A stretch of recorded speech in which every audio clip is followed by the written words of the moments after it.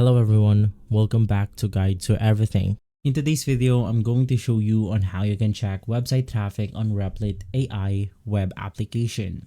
So the first thing that you want to do is to head over to your Replit account, and from here, you then want to click on the corner button right here. Now this is going to be the pop-up menu at the side of your screen. Just simply click on it and this menu will show up, on which you then have to look for deployments button. So just click on the deployments button.